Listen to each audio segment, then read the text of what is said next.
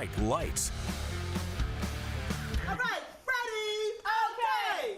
H Y P E Get hype with KB. H Y P E Get hype with KB. It's time for the Friday Night Lights Tailgate Show with Kevin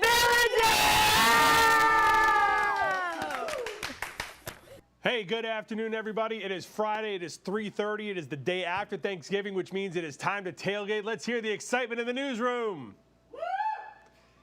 That's what we're working with today, folks. It is a bare bones crew this afternoon, but we are still tailgating because there is still high school football going on tonight in the Low Country. Two teams ready to play for a shot in the state championship game next weekend. Let's go over it right now. So we start off with Somerville, the Green Wave, undefeated, the #1 team in the state in 5A the majority of the season. They are going on the road tonight. They're going to take on White Knoll at 7:30 up near Columbia. Summer Hector is out there at White Knoll. She's going to have complete coverage tonight on Friday Night Lights. Here in the Low Country in 2A, Oceanside Collegiate trying to get back to the state championship game for the second straight year. They're playing at home over at the District 4 Stadium here in North Charleston as they'll take on Hampton County. We've got a photographer, Michael Allison's going to be there tonight. He'll have highlights and post-game reaction from the Land Sharks as well. Now we want to go over, hear from both head coaches from after their games last week. First off, Somerville's Ian Rafferty. This is after the Green Wave win over Carolina Forest on the road last week. Yeah, I don't know. I mean, I'm glad we have them all on our side, to be honest with you. You know, the good thing is we didn't make a whole lot of mistakes tonight. We didn't have a whole lot of penalties.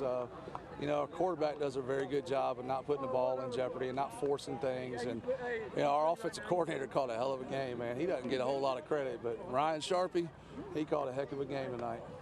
Excellent. Thank you. Going off the offense, obviously Trey had a great game, but obviously the stops that you guys had on defense, obviously kind of back and forth. Yeah. How big were those stops on defense? They were huge, especially the one they went for it down here on 4th down in their own territory. And, you know, that's kind of what we taught. We consider that a turnover, and we got a couple turnovers there when they went for it on 4th down. That's a good offensive football team right there. They're strong running the football, and it's tough because they'll play action. You can throw some passes, but, you know, we just had to get a few more stops than they did, and we hung in there and did a good job. Any particular message at halftime, or just kind of play your guys' game? No, I gave them 5 things before the game. One was winning the rushing battle. We did that, I think. And then turnover battle, we did that. You know, don't make any mistakes. I don't think we really made a whole lot of mistakes, and just play with great effort. I think we did all those things. That was the message. You know, I told them before the game, this is not rah-rah time. I'm not giving them rah-rah speeches. They're prepared for this. Some of them have been preparing for 4 years for this moment, and they do a good job. I got a great group of seniors and a great group of coaches that do a really good job. What did you feed Trey before tonight? we eat spaghetti every Friday. So we stopped at Georgetown High School. They were gracious enough to have us, and we ate spaghetti. And our strength and conditioning coach, Corey Magwood, he hydrates them, and we give them Rice Krispie treats and Gatorade at halftime. So, yep. Obviously, I know that you guys want to enjoy tonight, but kind of looking ahead to next week, looks like y'all may have to go on the road again next week. What do you think a game like this on the road can kind of do going on the road again next week? Yeah, it's good. You know, our kids know how to handle it. We talked a lot that our biggest opponent this week was going on the road, this 3-hour bus ride. So I think our kids are up for the task. Like I said, we got a bunch of seniors, guys that have been through it before. We'll try to keep as close routine as we can next Friday if we go on the road, and we'll be okay. So that's Ian Rafferty after Somerville's win over Carolina Forest last Friday night. Also want to hear from Oceanside Collegiate Chad Wilkes. They got a huge win over Barnwell last Friday night to set up tonight's game over at District 4 Stadium against Hampton County. Let's hear from Coach Wilkes. Well, Coach, a really solid win. You guys were in control pretty much the whole game there. Well, other than the first quarter, no, the kids did a good job. We played physical, and that's what we need to do every game to get a win. Barnwell's a good team. They definitely challenged us early. We got our stuff together and started playing well and came out with the win.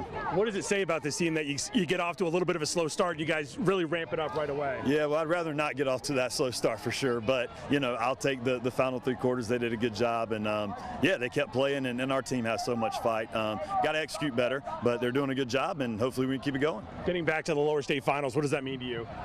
means a lot practicing on Thanksgiving. Luckily, I've been very fortunate to have a lot of great coaches and players. I think I've only had one time in my career I haven't been practicing on Thanksgiving, so hopefully we can keep that going into the future, but that's a very special thing for us and our program and for the kids. There's nothing like getting up on Thursday morning, going to practice, and then going to lunch after. It's awesome. After getting to the state finals last year, what did you guys learn that you're using this year about making this run in the postseason? Well, we know last year we peaked really early, so we've been trying to be very intentional about making sure that we don't do that, making sure we continue to go forward and play the way that we need to play regardless of who our opponents are, regardless of what the score is. So far this year we have done a better job of that, but that doesn't mean anything unless we go execute next week and if we're lucky enough to keep going. Awesome.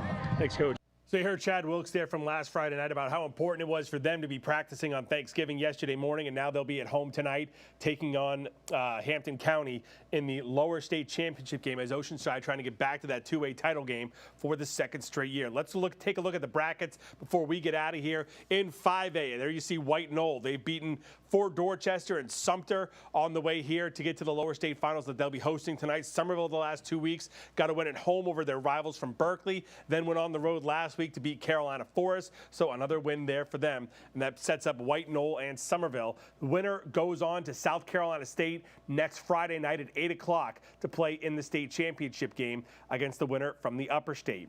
Down in 2A, Oceanside Collegiate, they got a win a couple weeks ago over Woodland and then did it again last week against Barnwell to earn their spot here at the District 4 Stadium. You see on the upper part of the bracket, Hampton County, they beat Andrews 2 weeks ago and then Andrew Jackson last week, so they are going to District 4 Stadium tonight to face off against Oceanside Collegiate. Winner there goes to South Carolina State on Thursday night at 7 o'clock to play in the 2A state championship game. That'll be the first of the 5 state title games that'll be at SC State coming up next week. So that's going to wrap it up for our tailgate for the post-Thanksgiving edition. Of course, we will have all the highlights, all the post-game reaction coming up tonight on the season finale of Friday Night Lights. We'll have those high school games, plus a preview of Carolina and Clemson tomorrow, Coastal Carolina's preview, and some college basketball action from today as well. So everyone have a great holiday weekend. We will see you tonight out on Friday Night Lights at 5 o'clock. Everyone take care.